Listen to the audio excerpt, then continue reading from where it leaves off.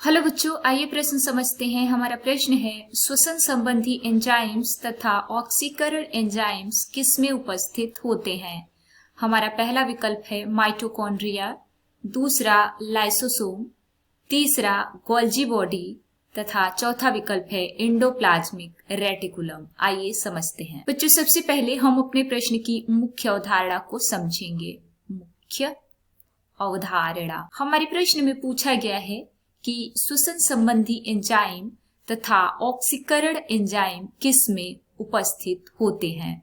आइए लिखें, श्वसन संबंधी एंजाइम तथा ऑक्सीकरण एंजाइम किसमें उपस्थित होते हैं, समझेंगे। बच्चों, सबसे पहले जानेंगे कि कोशिका में होने वाला श्वसन किस कोशिकांग से संबंधित है। आइए लिखें, श्वसन। तो जो श्वसन होता है कोशिका में, यह माइटोकॉन्ड्रिया में होता है। माइटोकॉन्ड्रिया में वायवीय श्वसन होता है, वायवीय श्वसन, और इसमें दो चक्र होते हैं।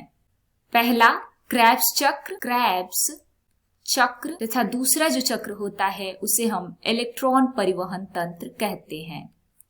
इलेक्ट्रॉन परिवहन तंत्र, ये दोनों चक्र माइटोकॉन्ड्रिया में होते हैं और इन दोनों तंत्रों के लिए जो एंजाइम होता है वह माइटोकॉन्ड्रिया में ही पाया जाता है। इन दोनों तंत्रों के लिए जो एंजाइम होता है वह कहाँ पाया जाता है, माइटोकॉन्ड्रिया में पाया जाता है। माइटोकॉन्ड्रिया में, कोशिका में सबसे अधिक एंजाइम बच्चों माइटोकॉन्ड्रिया में ही पाया जाता है। इसलिए स्पष्ट है कि श्वसन संबंधी एंजाइम माइटोकॉन्ड्रिया में पाया जाता है।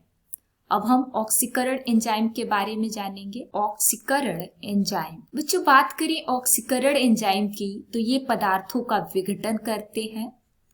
पदार्थों का विघटन ऑक्सीकरण एंजाइम के द्वारा होता है और पदार्थों के विघटन होने से ऊर्जा उत्पन्न होती है। और ये जो ऑक्सीकरण एंजाइम है ये माइटोकॉन्ड्रिया में ही पाए जाते हैं। तो हम अपने विकल्पों की तरफ चलें तो हमारा ए विकल्प सही हो जाएगा। श्वसन संबंधी एंजाइम तथा ऑक्सीकरण एंजाइम माइटोकॉन्ड्रिया में उपस्थित होते हैं। उम्मीद है आपको प्रश्न समझ में आ गया होगा। धन्यवाद।